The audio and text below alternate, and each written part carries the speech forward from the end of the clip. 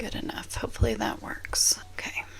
Because I just saw the news of all the flooding and devastation going on in Kentucky and into Tennessee, and for each and every one of you who are there facing this, and please be sure to share this message and pass it on for those who have been affected by these storms and for any that are to come, Lord willing, because after we went through what we did here in Western North Carolina with Hurricane Helene, this is important. This message needs to be heard because these are the top things that I wish we would have known when we were blindsided by the flooding of Hurricane Helene. And this would have made a massive impact here in those first 24, 48 hours, even into the first week. I have shared other videos about our events and what we learned and things we wish we would have had and things we could have known and would have done. And I will link all of those at the end of this video for you all. And if it can be a blessing and help you out in your situation, then praise God, that's what it's there to be. But when I saw the news, my brother came to me this morning because we're still dealing with the aftermath of Hurricane Helene and the damage and the destruction here, months and months down the road, and still trying to put all our pieces together. And so my brother came in and showed me the news of what happened in Kentucky and into Tennessee.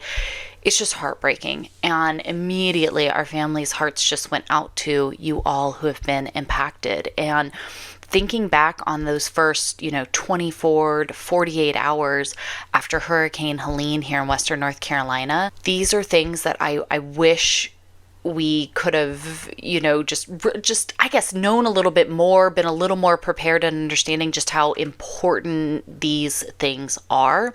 And so that's what I wanted to share with you here, because the first one, of course, you have to find a clean water source.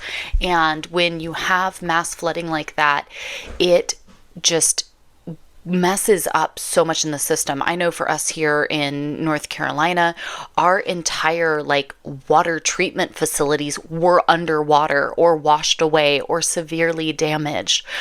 So we had so many things where finding clean water became quite the task at hand. And so whether you are trying to get to somewhere to access, water bottle drops or, any stores that might have stuff available or local county stuff, for us, using our Facebook group for the town was so important and still is for the relief efforts. Now, we didn't have any internet signal or phone signal for a while. I'm not sure what the situation is there in Kentucky and Tennessee right now, but that was really important to find out from locals what was going on where.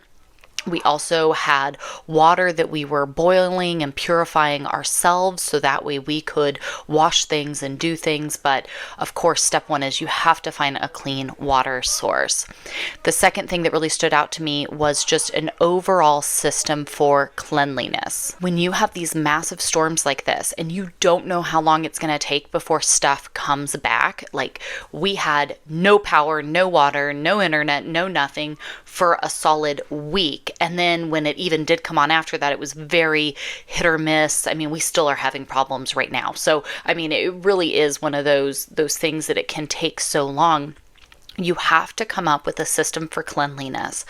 Let me just say that. I know it might, I feel like it might sound silly when you say this, but being dutiful to try to find ways to keep things clean and tidy from the very beginning is going to pay dividends as the time goes on, as you really start to come to terms with what all damage has happened, how big this all is, what all it's impacted. And we don't know all of the pieces, right? This is going to come out here probably throughout the week, but being able to keep things as clean and tidy as possible is going to be really, really helpful, because you're going to start to have so much just bacteria and stuff in the air from all of the sediment and everything that's everywhere. And not being able to clean and take care of things in a normal way like you would, being able to start off trying to be really aware of keeping things clean and tidy is really going to be very, very helpful here over the next little bit. So I would highly recommend that from the beginning. And then the next one kind of goes hand in hand with that. And I know it sounds crazy for us. We were trying to do this in the middle of a hurricane, but trying to keep things dry.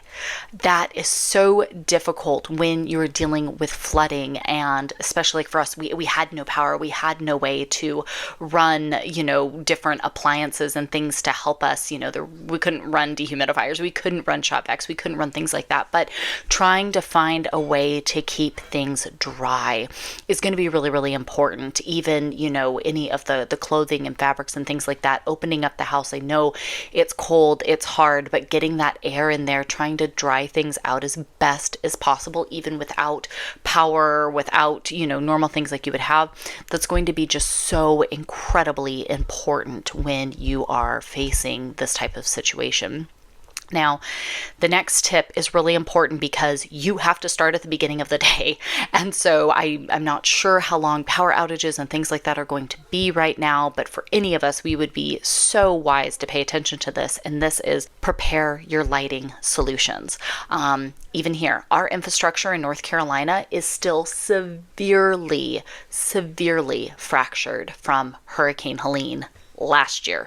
And so today we are under high wind advisories. It has been dumping buckets of rain on us all week long. And so we were doing the same because they're already telling us, hey, power outages are going to happen. I'm hoping I can get this video out because they have been warning us, and the winds outside are just going bananas right now. But we are preparing our lighting sources because we know how quickly it can go out and how long it can take for it to come back on.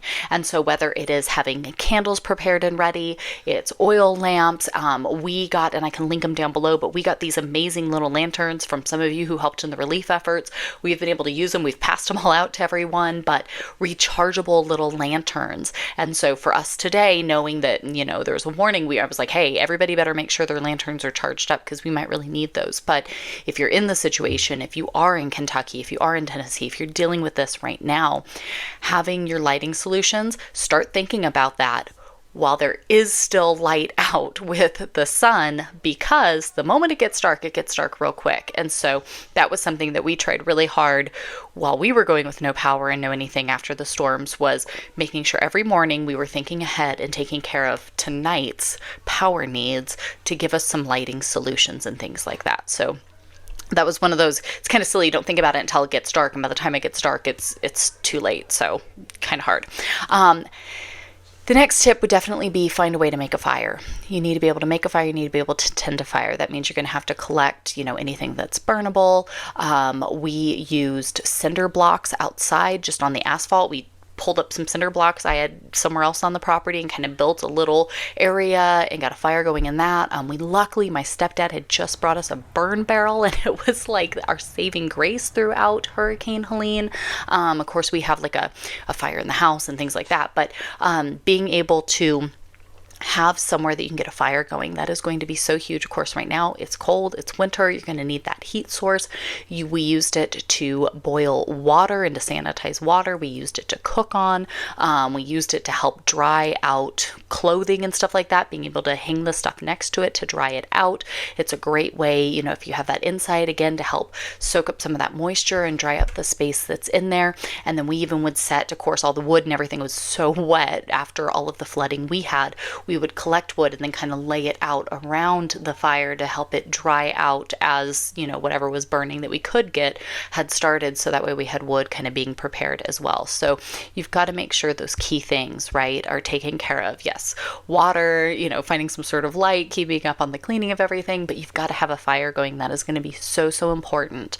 And the last tip here that I would have would be start assessing the damage that was done for a few things, right? Like FEMA's going to get into this eventually. Hopefully things are getting a little bit better with that. You're going to have to, make accounts of your damage and all of that. But when you start assessing your damage and what all you're dealing with, it's going to help you to understand what all you need to focus on, right? Like what all you need to handle here right now with what you're dealing with.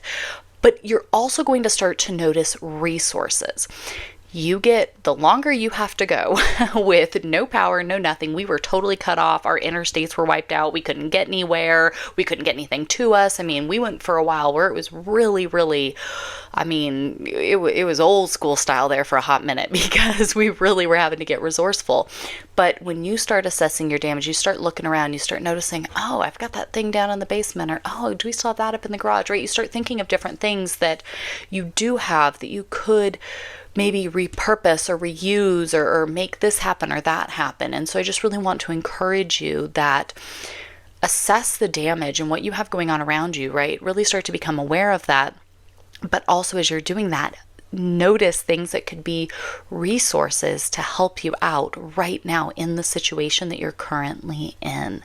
And so please know that all of us here in Little Western North Carolina, we are lifting you up in prayer. I hope this video can be a help for you as we so absolutely understand what you're going through in this, because we learned it firsthand. We are still living it out here today, months down the road. And so you bet your bottom dollar that we are absolutely here to lift you up, to encourage, to help, send resources in any way that we can. If you want to see more videos about what we did and our experience, I know it's not exactly the same, right? Like ours was a hurricane that came through, but still yours is a massive storm that has come through and now caused all this flooding and all of this destruction that is happening in Kentucky, in Tennessee with these storms. If you want to see what we did and how we got through the process, I think it might be a little something of help, of maybe some ideas, some different things to try out, and prayerfully some encouragement for you as well. So check out this playlist right up here. It has everything included on it. If there's anything that we can do, please feel free to leave me a comment down below. And friends, like this, comment, and share this so that way anyone who could use some help and encouragement to get through this, they have resources coming their way. Amen. I love you all. We're praying, and we'll see you in the next video. Bye, friends.